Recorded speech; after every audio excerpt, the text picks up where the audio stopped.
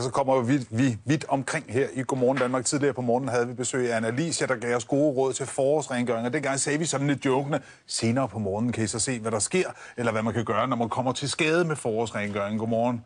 Mark, du er vores faste fysioterapeut. Kan I se på jeres klinik, at der kommer flere ind om foråret?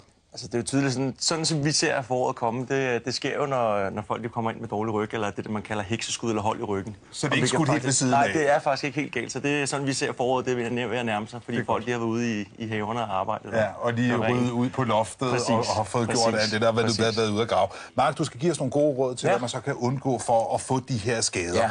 Det første, det er at være i god form, siger du jo. Ja, altså det der tit er, det er, at når folk de for eksempel sidder på kontor hele dagen og ikke laver noget træning i dagligdagen, så kan man sige, at deres træningsniveau det ligger her omkring. Og hvis du så i en dag skal lave noget, der er hårdere, det vil sige løfte nogle kasser eller ud af havearbejde, så har du potentielt chance for at skade din ryg. Ja.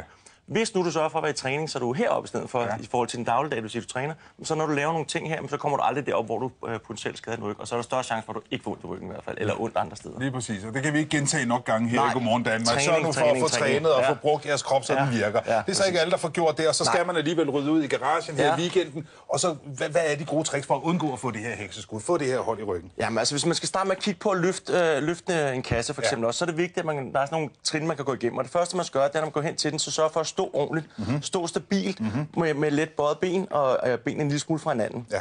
Det, der så er vigtigt, det er, at næsen og tæerne peger i samme retning. Og det gælder næsten altid. Fordi hvis man står og skal løfte, og så går ned til siden her, så laver man det, der hedder en forbøjning og en rotation af ryggen, og det er voldsomt hårdt for ryggen. Okay, så næse og fødder i samme retning? Altid i samme retning. Yes. Ned i knæ? Ned i knæene, og så skal man lige vurdere, hvor tungt det er. Nu her kan jeg afsløre serien, det er en meget, meget tung, tom kasse, der er her. Jeg kan næsten ikke løfte. Men jeg vurderer lige, hvordan det er. For hvis nu, at den har været fyldt med bøger, og jeg troede, det var en tomme kasse, og jeg så bare går hen og løfter i den, så er det ligesom, man løfter mælken der på køkkenbordet, bare meget værre. Fordi så får man ondt i ryggen, så risikerer. Og man løfter med benene? Man løfter med benene, så du går ned i benene. Ja. Når du er hernede og har vurderet, hvor tung kassen er, så gør man det, at man lukker for gas og vand, som jeg siger. Ja, tak. Det er simpelthen spænder i bækkenbunden, og det er ikke kun noget, kvinder har, det er altså også noget, mænd har. Ja, tak. Så for at holde ryggen ret, og så gør jeg det, jeg går ned i benene, og så når jeg løfter, så løfter jeg med benene. Ja. Og så holder jeg altid det, jeg skal løfte, tæt på mig. Og ret ryg, så man ikke laver den der. Lige præcis. Godt. Hvis den så er meget tung, og man skal have transporteret den rundt, så kan man sætte den op på noget, et eller andet med nogle hjul. Man kan tage et skateboard eller sådan en lille vogn der. Lige præcis. Nu har vi taget den her med,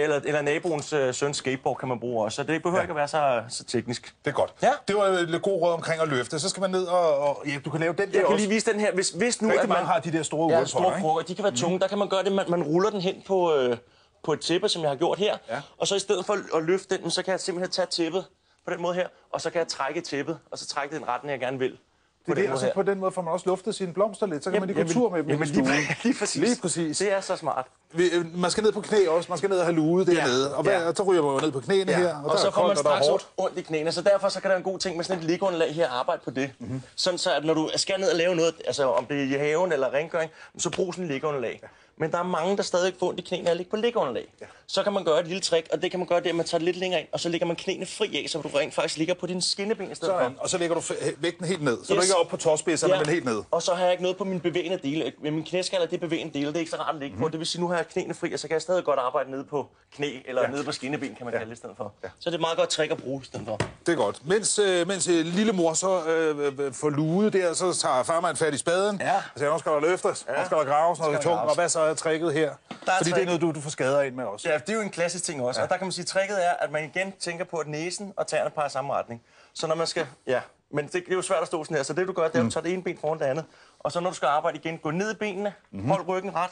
Og så når du stikker spaden ned her, så sørger du for igen at spænde i maven og i bækkenbunden, som jeg sagde før. For at lukke for vand og gas. Vand og gas, ja, lige præcis. Ja. Og så kan du arbejde igen op på den måde. Så når du gør det, så tænk på at lade være at dreje for meget ryggen, når du gør det. Men måske når man gør det, sørg for at tage et Sådan altså, der. Har du prøvet det før? Altså.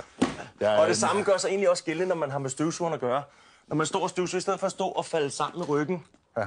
Det har jeg til gengæld ikke prøvet. Så man står på den måde der. Så det har du ikke prøvet før? Nej, jeg har ikke prøvet det med støvsugeren. Det er allerede på tide i hvert fald. Ja. Igen, tænk på tæerne samme retning. Gå ned i benene, når man arbejder på den her måde her. Skal man nu ned og arbejde ind under et eller andet, så kan man gøre igen det, man tager den her til knæene, i stedet for at gå ned i benene, så man står og bøjer for i ryggen og få ondt i ryggen. Altså, vær i god form. Er du ikke i lige så god form, så lyt efter nu, fordi det er nogle af de gode råd til dem, der måske ikke lige har fået trænet alle rygmusklerne op og så videre. Så skal der pudses vinduer også. Det er årstiden til det. Ja, det så jeg tidligere, at der var en, der var en. Det gjorde du så. Ja, det var du meget, meget dygtig til.